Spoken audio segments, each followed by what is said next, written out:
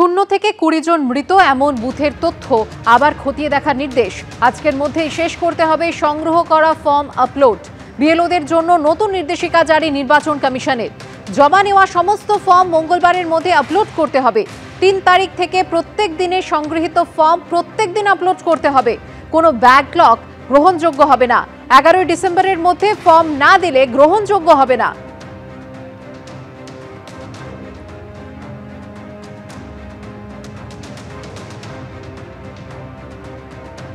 SIR নিয়ে BJP তৃণমূলের মধ্যে চাপানুতরের মধ্যেই সামনে এলো এক চাঞ্চল্যকর তথ্য। নির্বাচন কমিশনের পরিসংখ্যান অনুযায়ী রাজ্যের 2208টি পোলিং স্টেশনের থেকে 100% পূরণ করা ফর্ম ফেরত এসেছে। এই তালিকায় শীর্ষে রয়েছে দক্ষিণ 24 পরগনা। এতগুলো পোলিং স্টেশনে কোনো মৃত ভোটার, স্থানান্তরিত ভোটার কিংবা ডুপ্লিকেট ভোটার নেই। আদৌ সম্ভব? 24 ঘন্টার মধ্যে জেলা শাসকদের কাছ থেকে রিপোর্ট তলব করেছে নির্বাচন কমিশন। এসআইআর নিয়ে বিজেপি ও তৃণমূলের মধ্যে দাবি পাল্টা দাবির পালা চলছে।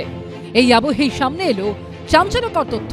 নির্বাচন কমিশনের পরিসংখ্যান অনুযায়ী ফর্ম বিলি ও ডিজিটাইজেশন পর্ব চলাকালীন দেখা যাচ্ছে বিভিন্ন জেলা মিলিয়ে 2208টি পোলিং স্টেশনে 100% এনুমারেশন ফর্ম ফেরত এসেছে।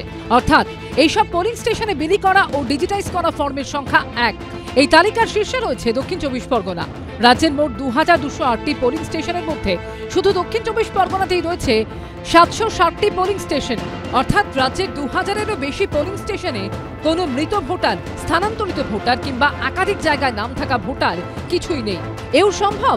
এই নিয়ে জেলা শাসকদের কাছ থেকে রিপোর্ট তলব করেছে কমিশন।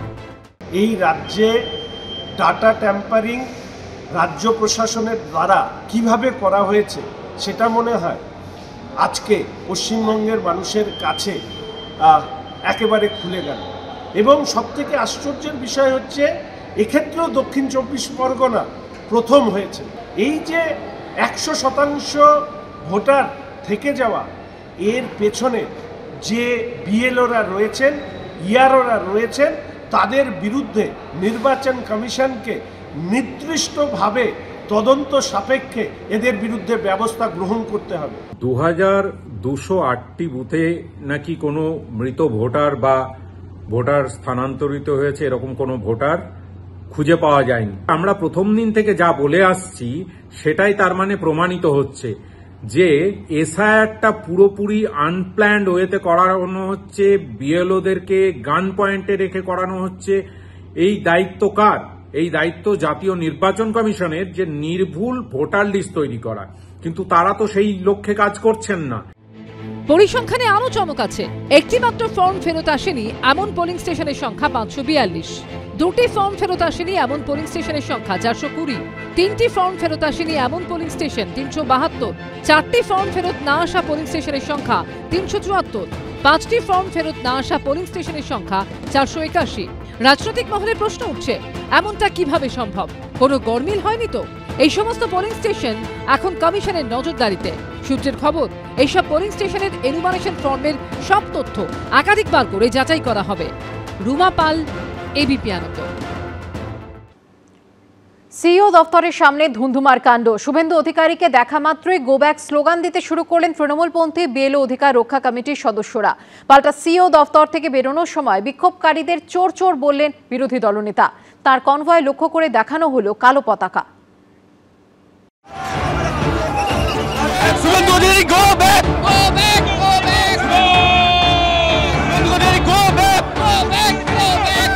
সপ্তাহের শুরুতেই ধুন্ধুমার। কলকাতা থেকে দিল্লি, নরেন্দ্র মোদী, প্রিয়াঙ্কা গান্ধী থেকে অভিষেক বন্দ্যোপাধ্যায়, শুভেন্দু অধিকারী, তুমুল বাকযুদ্ধ, স্লোগানের লড়াই। রবিবার নির্বাচন কমিশন এসআইআর এর প্রক্রিয়া পিছিয়ে দিতেই সব রাজনৈতিক দল এখন মুখ্য নির্বাচন কমিশনারের অফিসমুখী। সোমবার সিইও অফিসে পৌঁছন শুভেন্দু অধিকারী। আগে থেকেই সেখানে বিক্ষোভ দেখাচ্ছিল তৃণমূলপন্থী সংগঠন বিএলও অধিকার রক্ষা কমিটি। শুভেন্দু অধিকারী পৌঁছতেই ধুন্ধুমার পরিস্থিতি তৈরি হয়। পুলিশের ব্যারিকেড সরিয়ে সিইও দপ্তরের দিকে এগিয়ে যেতে থাকেন বিক্ষোভকারীরা।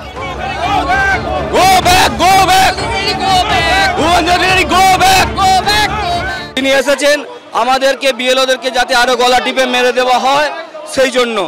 বাইরে যখন হই হট্টগোল, তখন ভিতরে মুখ্য নির্বাচনী আধিকারিকের কাছে এসআইআর নিয়ে একের পর এক বিস্ফোরক অভিযোগ করেন Suvendu Adhikari.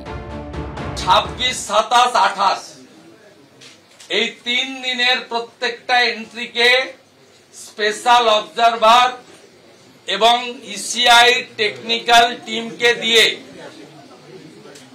AI photo scan এবং আপনার যা যা মডার্ন ব্যবস্থা আছে অডিট করতে হবে। পাল্টা নির্বাচন কমিশনের বিরুদ্ধে চাঞ্চল্যকর অভিযোগ করে তৃণমূল। তাই ইলেকশন কমিশন এখন ম্যাজিশিয়ান হয়ে গেছে, ভ্যানিশ করে দিচ্ছে। প্রায় 2 ঘন্টা পর সিইও দপ্তর থেকে বের হন শুভেন্দু অধিকারী।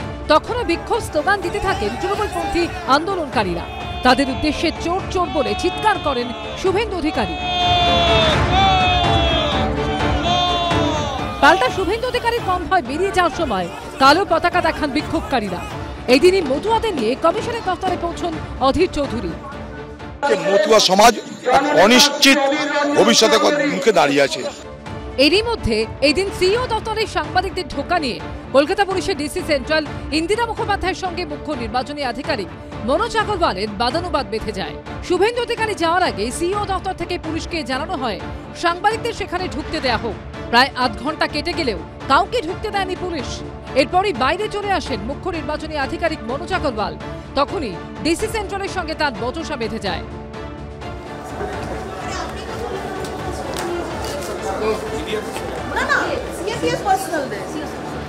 এরই মধ্যে দিল্লিতে শীতকালীন অধিবেশনের শুরুর দিনই বিরোধীদের খোঁচা দিলেন নরেন্দ্র মোদী। পাল্টা জবাব ধেয়ে এলো বিরোধীদের দিক থেকেও। ड्रामा करने के लिए जगह बहुत होती है, जिसको करना है करते रहें। Drama is not allowing discussion. Drama is not having a democratic discussion about issues that matter to the public. সব মিলিয়ে রাজনীতির আছে তত্ত্ব কলকাতা থেকে দিল্লি। রুমা পাল, উজ্জ্বল মুখোপাধ্যায় ও পার্থপ্রতিম ঘোষের রিপোর্ট, এবিপি আনন্দ। তুমুল রাজনৈতিক বাকযুদ্ধের আবহে গোটা এসআইআর প্রক্রিয়ার সময়সীমা বাড়ালো নির্বাচন কমিশন। প্রতিটি ধাপের ক্ষেত্রে সময়সীমা বেড়েছে 1 সপ্তাহ করে। কিন্তু এর কারণ কি? শুধু সুষ্ঠুভাবে এসআইআর প্রক্রিয়া সম্পন্ন করতে, নাকি অন্য কোনো কারণে? এবার তা নিয়ে শুরু হয়েছে রাজনৈতিক চাপানুতোর। এসআইআর এর পরে, বিহারের পরে এদেরকে মানুষ ছুঁড়ে ফেলে দেওয়ার জন্য প্রস্তুত নিয়ে নিয়েছে। এটা তো বিহার মধ্যপ্রদেশ নয়, গলা টিপে ধরবে বাঙালি। বাড়লো গোটা এসআইআর প্রক্রিয়ার সময়সীমা, তাও 1 সপ্তাহের জন্য। কিন্তু কেন? প্রক্রিয়া যাতে সুষ্ঠু ও অবাধ হয় তার জন্য, নাকি নেপথ্যে আছে বিশেষ রাজনৈতিক কৌশল? তৃণমূল দাবি করছে বিজেপির নির্দেশে বৈধ নাম ভোটার তালিকা থেকে বাদ দিচ্ছে নির্বাচন কমিশন। পাল্টা বিজেপির দাবি এসআইআরে গরমিল করে অবৈধ নাম তালিকায় রেখে দেওয়ার চেষ্টা করছে তৃণমূল। আর তাই প্রশ্ন হলো, নির্বাচন কমিশন এসআইআর এর সময়সীমা বাড়ানোয় লাভ কার হলো? বিজেপি কিছু নেতৃত্ব যেভাবে উদ্বাহু নৃত্য শুরু করেছিল, যখন এসআইআর চালু হয় তখন 1 কোটি নাম বাদ যাবে, 1.5 কোটি নাম বাদ যাবে, অর্থাৎ নাম বাদ দেওয়ার খেলা। বিজেপির এই চক্রান্ত কোথাও গিয়ে হয়তো ব্যর্থ হলেও হতে পারে, এইটা ভেবেই। কোথাও কি এরকম নয় তো যে 7 দিন টাইম বাড়িয়ে আবার নতুন রকম ফন্দি ফিকি বের করা, যাতে ওই টার্গেটে ফুলফিল করা যায়? বিজেপি নেতারা যেটা চাইছিলেন 1 কোটি 1.5 কোটি এইসব। তৃণমূল কংগ্রেস ওই বলে না নাকের বদলে নুরুল, সেই নিয়ে আনন্দ করার চেষ্টা করছে। তৃণমূল কংগ্রেসের দাবি কি ছিল? তৃণমূল কংগ্রেস সম্পূর্ণ মিথ্যে কথা বলে যাচ্ছে। 2 বছর ধরে নাকি 2002 সালে এসআইআর হয়েছিল, কিন্তু আদপেও তা না। তাদের বক্তব্য ছিল যে 2 বছর ধরে এসআইআর হতে হবে। তা এসআইআর এমন একটি পদ্ধতি, বা যে কোনো সরকারি কাজই যখন শুরু হয় টাইম টু টাইম যদি কাজ কমপ্লিট না হয় তা তো বাড়ানো হয়। এটা স্বাভাবিক, অস্বাভাবিক কি আছে? এনুমারেশন প্রক্রিয়ার শেষ দিন 4 ডিসেম্বর থেকে পিছিয়ে করা হয়েছে 11 ডিসেম্বর। খসড়ায় আপত্তি জানানোর সময় আগে ছিল 9 ডিসেম্বর থেকে 8 জানুয়ারি, তা পিছিয়ে করা হয়েছে 16 ডিসেম্বর থেকে 15 জানুয়ারি।